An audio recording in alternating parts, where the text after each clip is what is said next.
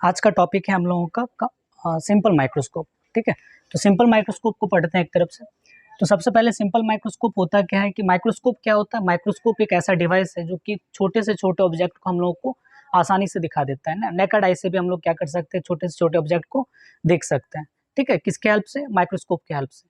Microscope को हम लोग बेसिकली दो टाइप में डिवाइड करेंगे, है ना। एक होगा आपका सिंपल माइक्रोस्कोप और एक होगा कंपाउंड माइक्रोस्कोप। सिंपल माइक्रोस्कोप में only one type of lens use किया जाता है, जो कि हम लोग कन्वेक्स लेंस यूज करते हैं, और बहुत ही शॉर्ट अपर्चर वाले शॉर्ट फोकल लेंथ का यूज किया जाता है ना। जब कोई भी शॉर्ट फोकल लेंस को शॉर्ट फोकल लेंथ वाले कन्वेक्स लेंस को जब किसी भी ऑब्जेक्ट के सामने ले जाते हैं तो उस ऑब्जेक्ट का एक मैग्नीफाइड इमेज बनता है। तो उस इमेज को हम लोग स्टडी करते हैं, उस प्रिंसिपल को स्टडी करते हैं कि क्या इससे रिलेटेड क्योरी सब आएगा। देखिए, तो ये आपका एक कन्वेक्स लेंस है। ठीक है, ऑप्टिकल सेंटर मान लिए वो, इसका फोकस f1, ये f2 एज्यूम कर रहे हैं, इधर आपका 2f2 और इधर आ जाएगा 2f2 और ये 2f1 सॉरी। तो ऑब्जेक्ट को जब हम लोग ऑप्टिकल सेंटर और फोकस के बीच में रखते हैं तो हमको एक इमेज फॉर्म्ड होता है, जो कि लेंस जिस साइड में ऑब्जेक्ट को रखा गया उसी साइड में इमेज का भी फॉर्मेशन होता है।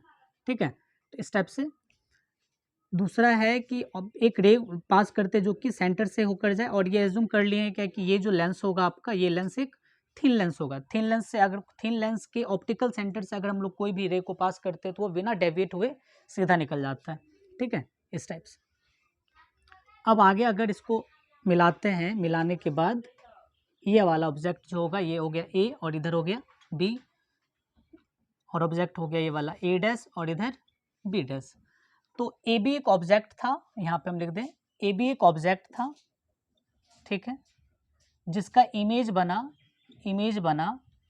ए डैश बी डैश। आप खुद देख सकते हो क्या कि ए बी एक ऑब्जेक्ट था जिसका इमेज ए डैश और बी डैश बन रहा है। तो ऑब्जेक्ट छोटा है और ये लेंस क्या कर रहा है, और हम यहाँ पे है ना, हम लोग का आई यहाँ पे है, तो ये आई देख रहा है। कोई भी अगर इस आई के थ्रू अगर ये लेंस को देखता है तो ये लेंस किसी ऑब्जेक्ट पे है, तो ऑब्जेक्ट का एक मैग्नीफाइड इमेज बनाता है, और ये इमेज का जो साइज है वो ऑब्जेक्ट से काफ़ी बड़ा है। और ऑब्जेक्ट जो बनता है लेंस से डिस्टिंक्ट डिवीजन पे बनता है, मतलब हो गया कि ये डी डिस्टेंस पे बनता है। मतलब हो गया कि डी का वैल्यू एज्यूम कर लेंगे कितने सेंटीमीटर, 5 सेंटीमीटर।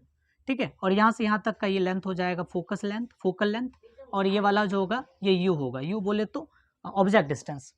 ठीक है, तो चलिए इसका अगर हम लोग बात करते हैं क्या कि प्रिंसिपल के बारे में, तो प्रिंसिपल क्या होगा इस लेंस का, तो प्रिंसिपल हो जाएगा कि जब कोई भी when an object is placed between optical centre and focus then the final image is magnified and image is formed is virtual and erect. मतलब क्या हुआ कि अगर किसी भी ऑब्जेक्ट को ऑप्टिकल सेंटर और फोकस के बीच में रखा जाए तो ये ऑब्जेक्ट का जो इमेज होगा वो इरेक्ट होगा और मैग्नीफाइड होगा, और जिस साइड में ऑब्जेक्ट है उसी साइड में आपका इमेज बनता है और वर्चुअल इमेज ऑब्टेन होता है। ठीक है, दूसरा है प्रिंसिपल, ये आपका हो गया। उसके बाद फिर दूसरा अगर हम बात करते हैं, एक वर्ड आएगा आपका मैग्नीफाइंग पावर, है ना। मैग्नीफाइंग पावर को ही बोलते हैं हम लोग एंगुलर मैग्निफिकेशन, है ना, एंगुलर मैग्निफिकेशन। अब समझिए इसको, मैग्नीफाइंग पावर बोलिए या फिर एंगुलर मैग्निफिकेशन बोलिए। एंगुलर मैग्निफिकेशन क्या है कि ये इमेज जो है इसके ऑप्टिकल सेंटर पे कितना एंगल, हमारे आई पे, यानी ऑप्टिकल सेंटर मतलब मीनिंग हो जाएगा यहाँ हमारे आई का बात करें क्योंकि इसी के थ्रू हम लोग देखा जा रहा है। तो ये इमेज जो है हमारे आई पे कितना डिग्री का एंगल बना रहा है, डिस्टिंक्ट विजन पे हो गया, याद रखना डिस्टिंक्ट विजन पे हो गया। एज्यूम कर लेते हैं बीटा, और हमारा जो ऑब्जेक्ट है ऑब्जेक्ट को भी एज्यूम कर लेते हैं कि वो कहाँ पे है, डिस्टिंक्ट विजन पे है। तो डिस्टिंक्ट विजन तो यही हो गया आपका, है ना, लिस्ट डिस्टिंक्ट ऑफ विजन। तो ऑब्जेक्ट को एज्यूम कर लेते हैं यहाँ पे ए बी ऑब्जेक्ट है, तो इसको एज्यूम कर लेते हैं कि यहाँ पे ये एज्यूम। ठीक है, तो ये ए और इसको बोल दिए क्यू। तो ये ए क्यू जो है ऑप्टिकल सेंटर के साथ कितना एंगल बना रहा है, अल्फा। ठीक है, तो एंगुलर मैग्निफिकेशन क्या हुआ, the ratio of angle subtended by an image, the ratio of angle subtended by an image eight optical centre and the image, है ना, the angle subtended by an object, है ना। तो या क्या बोल सकते, फिर से समझिए, the ratio of angle subtended by an image at optical center and the angle subtended by object at optical center when both image and object are placed at least distinct of vision। तो इसको हम लोग क्या बोलेंगे, m is equals to क्या लिखोगे, angle subtended by an image at D, उसी type से फिर नीचे angle subtended by an object तो angle subtended by an image को क्या लिखोगे आप, beta, by angle subtended by an object को क्या लिखोगे आप, अल्फा, जब ऑब्जेक्ट और इमेज दोनों ही कहाँ पर हो, लिस्ट डिस्टिंक्ट ऑफ विजन पे हो, है ना। तो ये आ जाएगा m is equals to beta by alpha. यहाँ पे जो है beta and alpha are too small, beta and alpha are very small, hence alpha को क्या बोलोगे, टेन अल्फा, और बीटा को क्या बोलोगे, टेन बीटा, ठीक है। तो चलिए, तो अब अगर हम यहाँ पे बीटा की जगह पुट करें 10 बीटा और यहाँ पे 10 अल्फा पुट करते हैं, तो 10 बीटा का जो वैल्यू आएगा, 10 बीटा का वैल्यू कितना आ जाएगा समझिए, 10 बीटा का जो वैल्यू आएगा वो देख लेते हैं।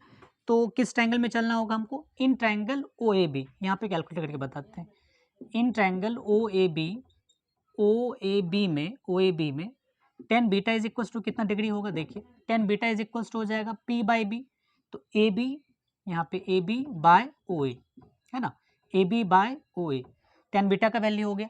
उसी टाइप से अगर हम कैलकुलेट करते हैं in triangle A dash Q O, है ना, ए डैश क्यू ओ, तो 10 अल्फा का वैल्यू कितना आ जाएगा, P बाई बी, तो ए डैश क्यू बाय बी का वैल्यू कितना हो गया, ए डैश ओ।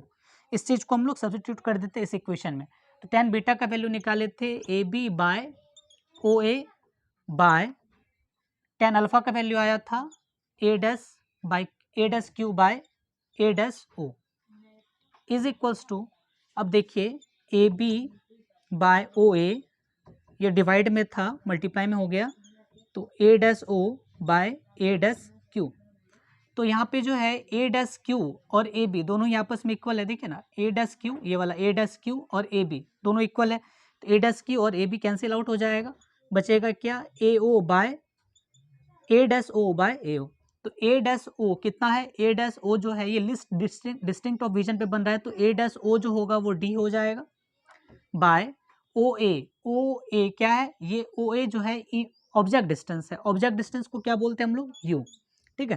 तो m इज इक्वल्स टू आ गया आपका d बाय यू। लेकिन अगर हम बोलते हैं क्या कि टोटल मैग्निफिकेशन क्या होगा, जब हम अपने आई से देखते हैं तो टोटल मेरा एंगुलर मैग्निफिकेशन क्या होगा, उसके लिए फिर आगे करते हैं। देखिए पहले इसको आप लोग उतार लीजिए, फिर उसके बाद फिर देखते हैं।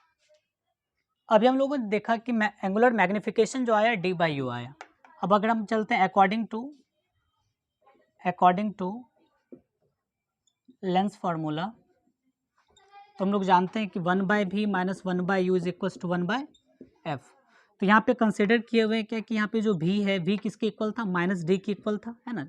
न्यू कार्टेशियन प्रोडक्ट के अनुसार चलोगे तो v का जो v जो बना है ना, मतलब ये जो बोलोगे कि ऑब्जेक्ट जो बना है, सॉरी इमेज जो बना है, वो इमेज लेंस से लिस्ट डिस्टिंक्ट ऑफ विजन पे, तो उसको हम लोग डी से डिनोट करते हैं, which is equals to 25 centimetre. और इंसिडेंट रे जो है इस डायरेक्शन में है, उसके अपोजिट डायरेक्शन में कौन होगा आपका, जो भी डिस्टेंस होता है उसको नेगेटिव मानते हैं। उसी टाइप से u का वैल्यू कितना आ जाएगा, माइनस यू, बिकॉज नेगेटिव आ रहे हैं हम लोग।